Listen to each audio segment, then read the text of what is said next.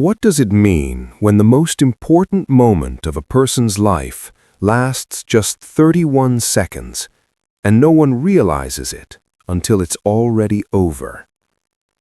The camera was never meant to capture anything significant. It was mounted quietly on the back of a house in Maplewood, Virginia, watching a stone patio the way it had watched it every day before. Trees moving in the background, shadows stretching as evening settled in. Ordinary, forgettable. Until March 14, 2024, when motion triggers the lens and records something no one thinks to stop.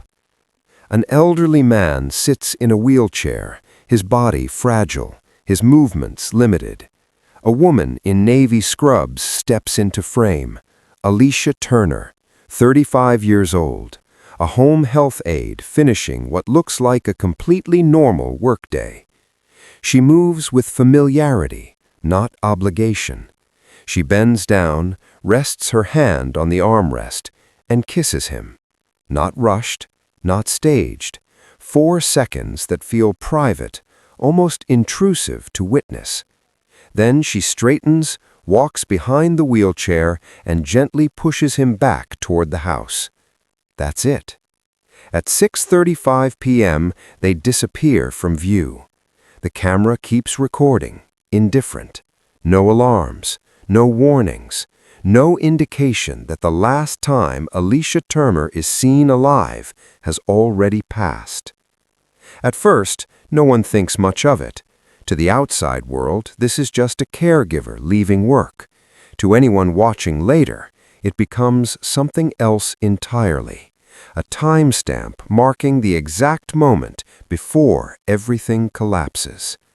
Because 11 days after that footage is recorded, an anonymous call comes in to police. Calm voice, distorted. Just enough information to send officers to an abandoned warehouse miles away. Inside, they find Alicia, still wearing the same navy scrubs. The assumption at the beginning is simple: a random abduction, wrong place, wrong time, a woman targeted by chance. That's what people want to believe, because chance feels safer than intention. But almost immediately, investigators realized this wasn't random at all. It wasn't impulsive. It wasn't chaotic. It was precise. And that 31-second video, once meaningless, becomes the most important piece of evidence in the entire case. Not because it shows violence, not because it captures a crime, but because it proves something far more dangerous. This wasn't a caregiver and a patient. This was love. And somewhere outside the frame, that love had already been marked as a problem, one someone was willing to solve permanently. Because when you follow the footage backward instead of forward, it doesn't lead to a stranger in the dark. It leads straight into the family that was watching and waiting. And the moment they realized Alicia Turner wasn't just caring for him, but inheriting everything.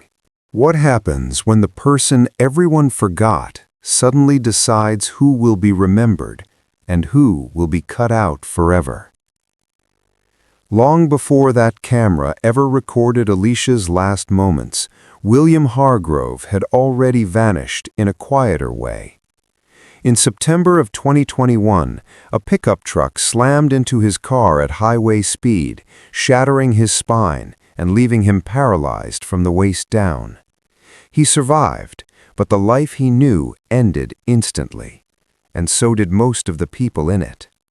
In the first few weeks after the accident, his family showed up.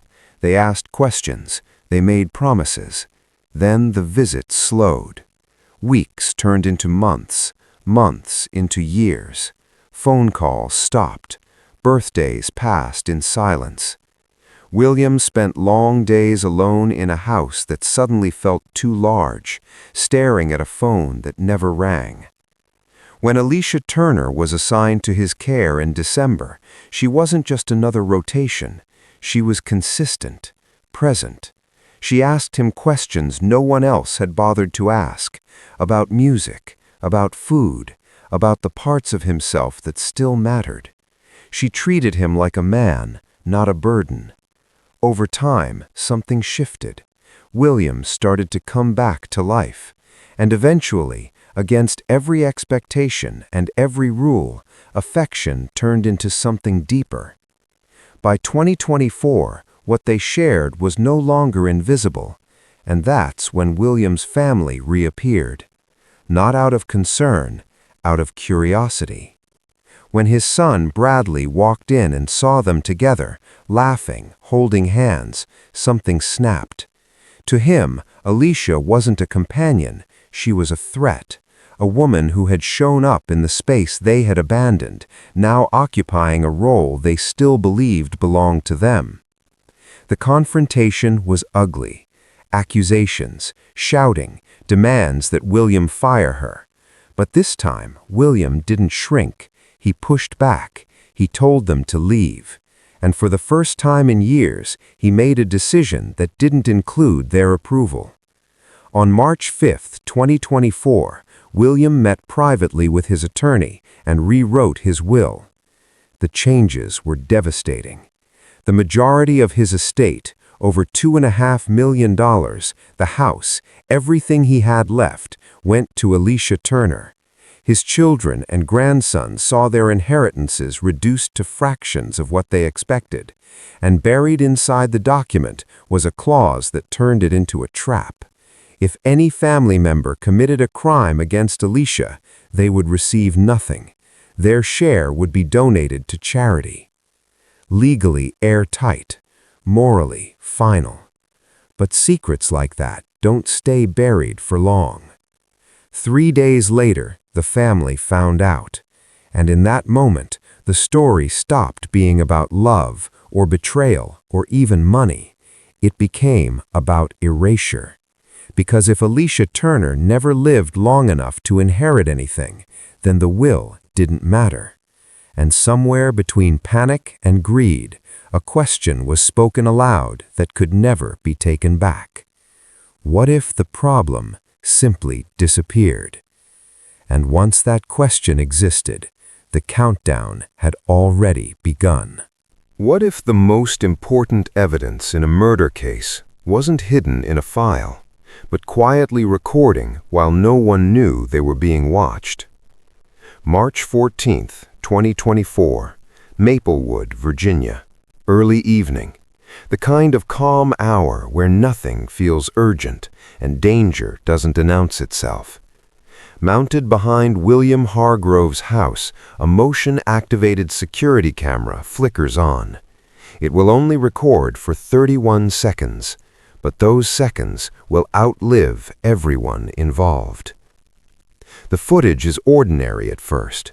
William sits in his wheelchair on the stone patio, white hair catching the fading light.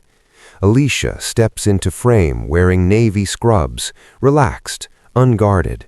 There's no tension in her body, no sign she feels threatened. She walks toward him, rests her hand on the armrest, and leans down. The kiss lasts 4 seconds. Not rushed, not performative, real. The kind of quiet intimacy that only happens when no one thinks they're being observed. William's hand rises and touches her cheek. For a brief moment, the world shrinks down to two people who found each other late in life, against all odds.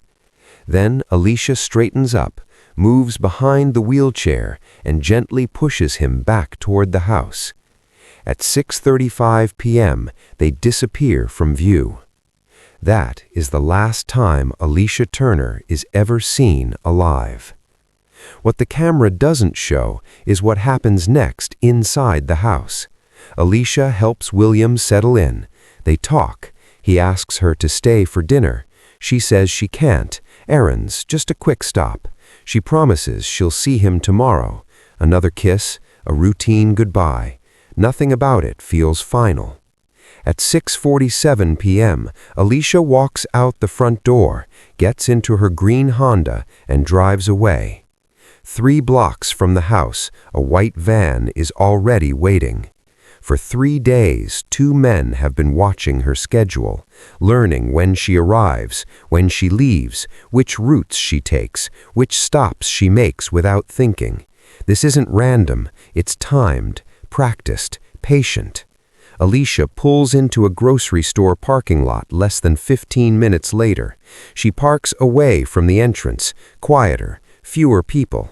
She opens her trunk and reaches for her bags. That's when the van moves. The abduction takes less than 30 seconds. A scream, a struggle, zip ties, a hand over her mouth. By the time anyone notices something is wrong, the van is already gone. Alicia's car sits abandoned, trunk open, door ajar, her purse and phone still inside. 46 minutes pass before police are called. By then, Alicia Turner is already being driven toward a place she has never seen, one deliberately chosen because no one would hear her, no one would interrupt, and no one would stumble across what came next. And while William waits at home, staring at the door she always walked back through, the people who wanted her erased are already one step closer to getting exactly what they came for. What happens when a crime isn't about rage or impulse, but about efficiency, silence, and making sure no one looks twice? By the time police are finally called about Alicia's abandoned car, the most important part of the crime is already over. There's no chase, no active suspect in sight, just a quiet parking lot, a green Honda left exactly where it shouldn't be, and a growing realization that this wasn't a disappearance, it was a removal. Inside the vehicle, everything Alicia owned is still there. Her purse, her phone, her wallet, keys untouched, the trunk open like she was interrupted mid-thought. That detail alone tells investigators what they don't want to admit yet. People don't walk away from their lives like this. Someone made the decision for her. An alert goes out across Maplewood. Patrol units fan outward. Detectives start retracing Alicia's final known movements, unaware that less than an hour earlier she was already gone from anywhere they could reasonably search. 40 miles away sits a place that hasn't mattered to anyone in years. Riverside Warehouse, Unit 4B. The building hasn't been operational in over 3 years. No employees, no security guards, no cameras. The kind of property that fades into the background so completely it becomes invisible. Inside, there's a back room, small, windowless, and sealed with a door that locks from the outside. That's where Alicia is taken. Investigators would later describe what happens next as transactional. No shouting, no chaos, just cold purpose. Her hands are zip-tied behind her back. She's left on the floor, fully aware of where she is and why she's there. One of the men explains it to her plainly. This isn't personal, it's business. She's in the way of an inheritance. $2.5 million. The most disturbing part isn't how quickly they act, it's how long they wait. Nearly 47 minutes pass between the abduction and Alicia's death, time that suggests deliberation, not panic.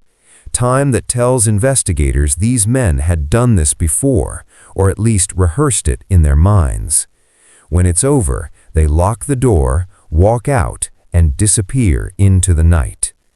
Back in Maplewood, police are still knocking on doors, still asking neighbors if they saw anything, still hoping for a witness that doesn't exist. William Hargrove is interviewed that same night. A detective arrives at his house around 9:30 p.m. and tells him Alicia's car has been found abandoned. Signs of a struggle, no sign of Alicia. William's composure collapses instantly. He tells them everything, the relationship, the family's anger, the confrontations, the will. For the first time, detectives hear a motive that makes sense. But motive without proof is just a theory. And right now, there's no body, no suspects, no direct evidence tying anyone to what happened after Alicia left that house. Just silence stretching longer by the hour. While the people responsible go home, wash their hands, and try to sleep, Alicia Turner is lying in a locked room no one plans to open.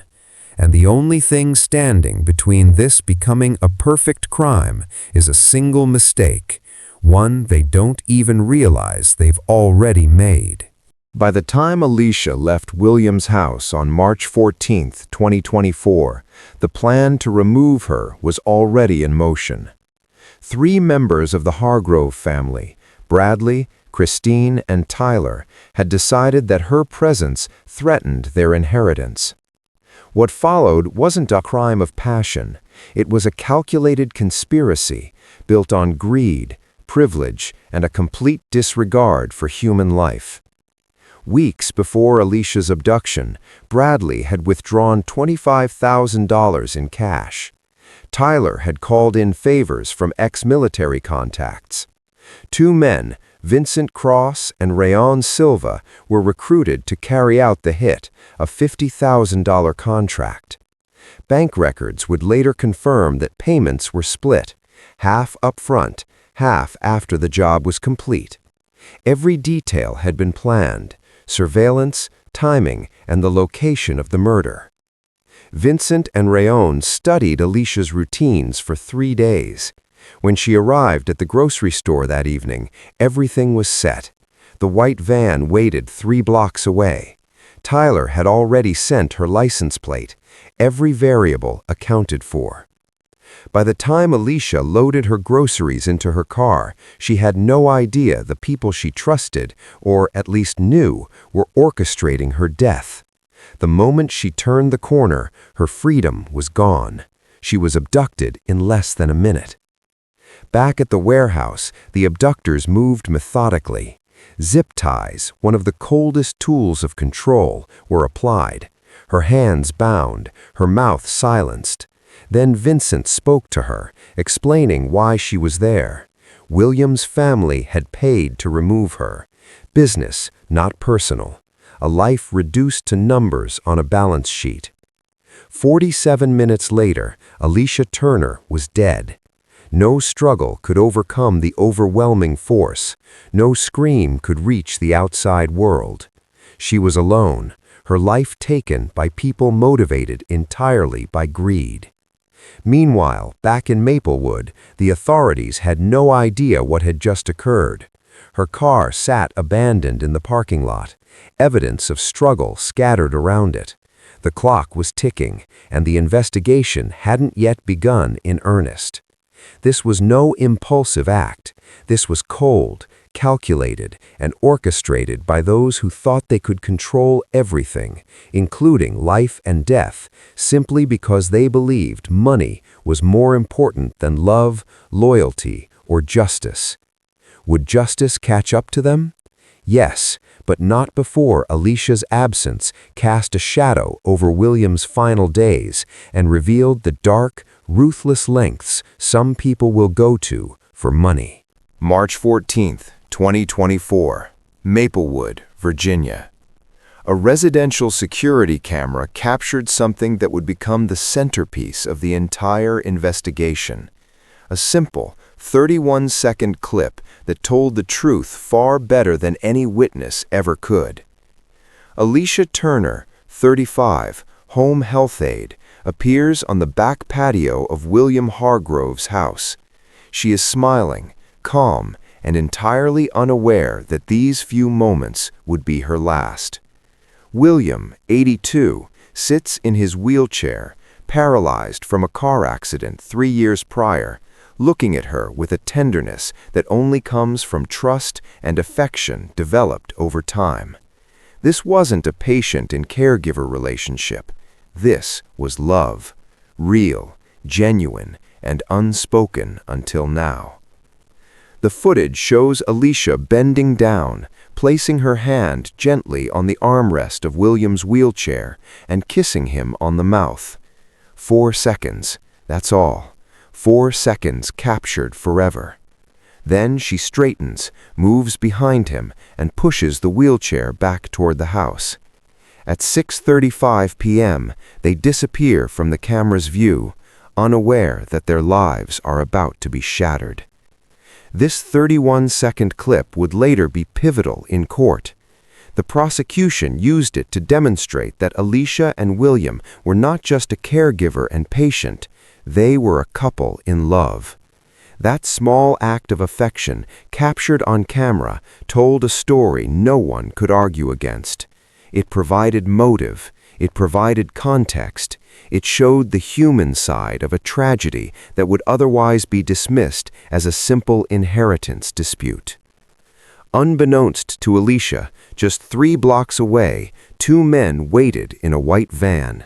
Vincent Cross and Raul Silva had already spent 3 days surveilling her routine, noting when she arrived, when she left, what car she drove, and where she would stop for errands. Tyler Hargrove had already texted her license plate. Every detail, every movement had been tracked with precision. Alicia gathers her things, kisses William goodbye, and leaves the house. She is blissfully unaware of the danger stalking her every step. The camera, silent and indifferent, captures nothing more. But the story it tells is complete. The last time Alicia Turner is ever seen alive is on this patio, smiling, laughing, living. Later, investigators would comb through this footage frame by frame, seeing details that only hindsight could reveal. The way she laughed, the way William's hand reached out to her cheek, the unspoken trust between them, all would become evidence of motive. The family's greed, their envy, and their rage were now undeniable. These 31 seconds were all Alicia had. After she left the camera's view, her freedom became a countdown. Minutes would pass, and she would encounter the men waiting to take her life.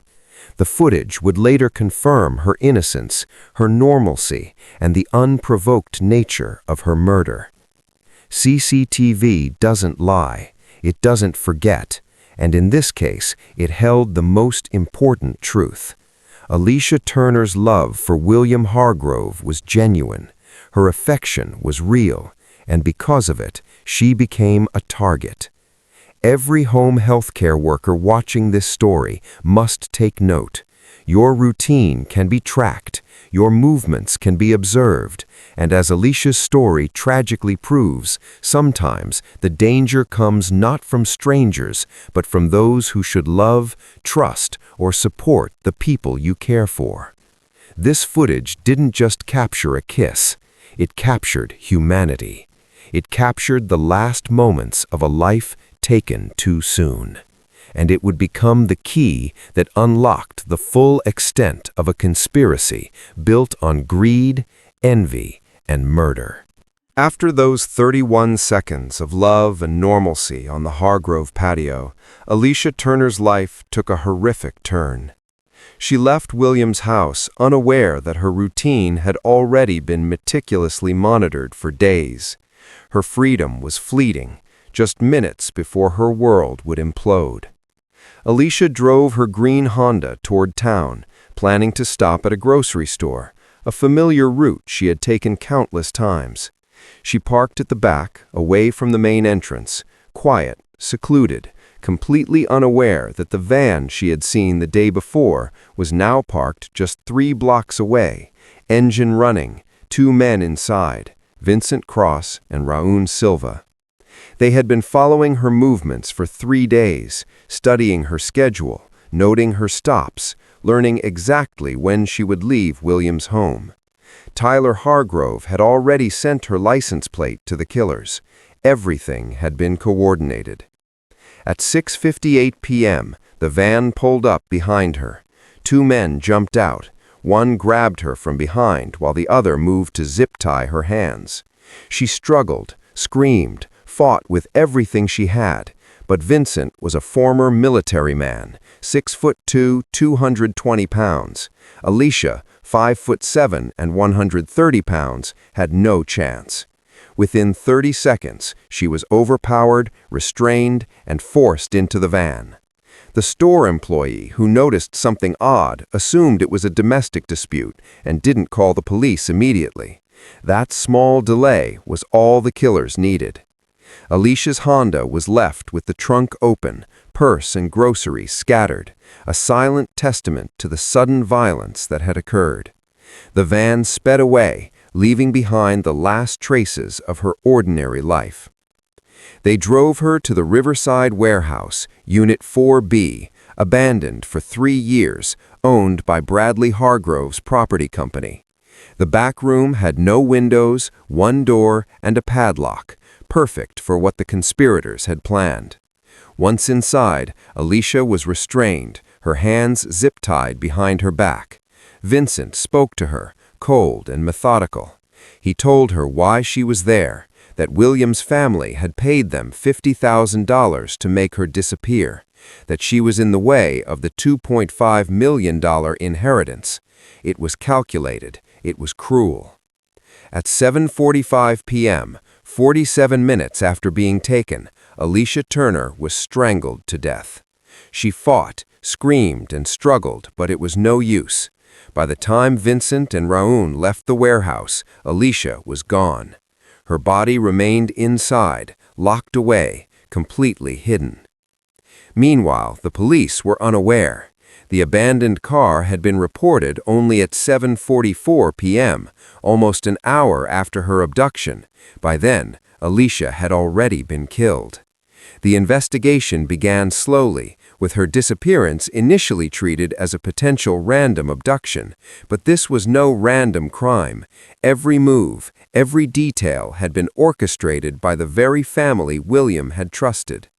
The meticulous planning, the surveillance, and the cold execution of the murder highlighted just how far the Hargrove family was willing to go to eliminate a threat to their inheritance.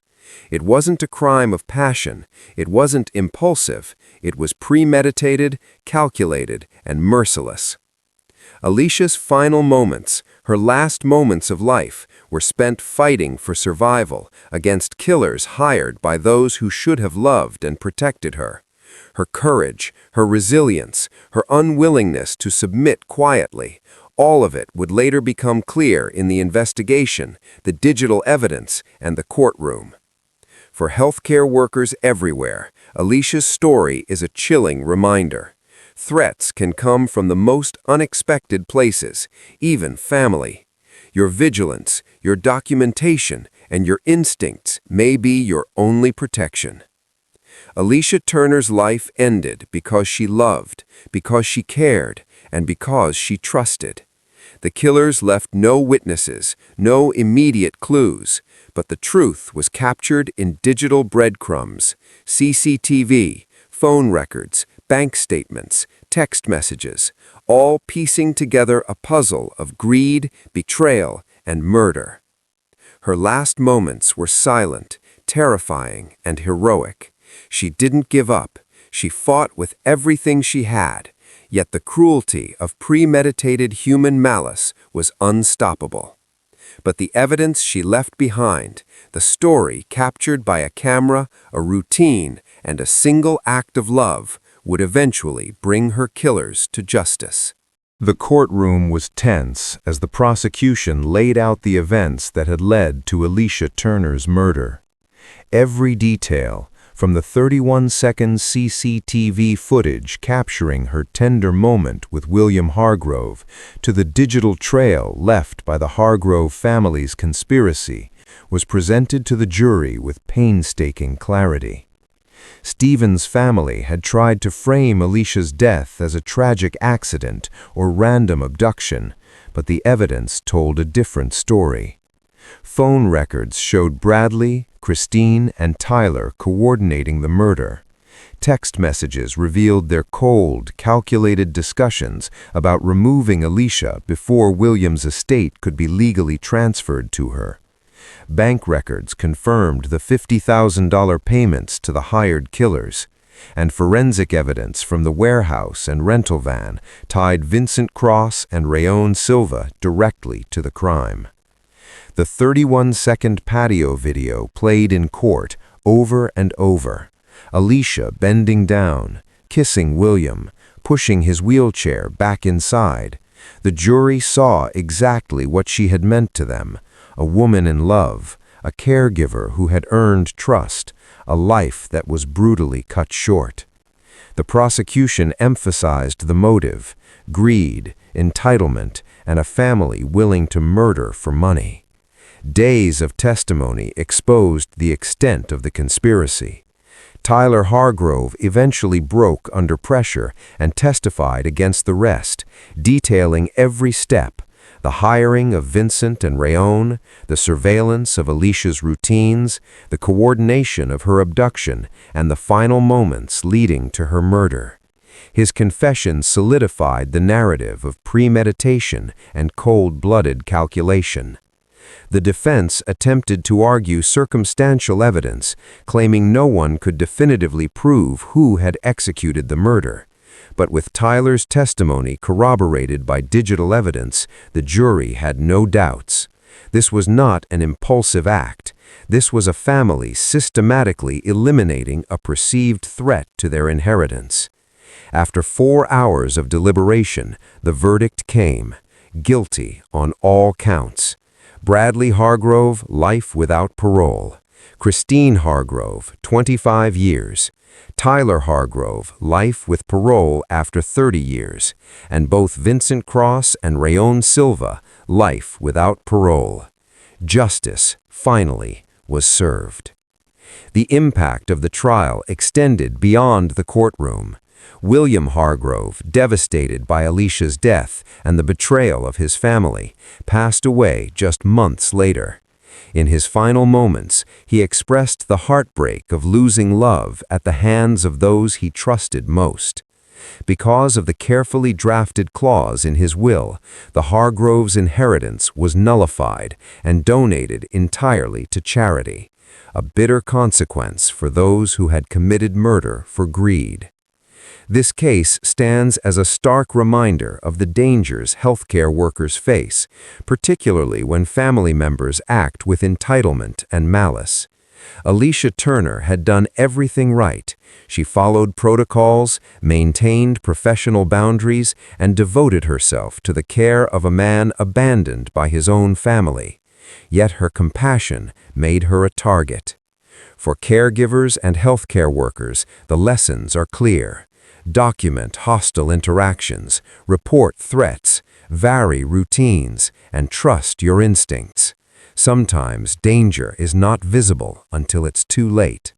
Alicia's life and death serve as a cautionary tale, a story of love, betrayal, greed, and ultimately, justice.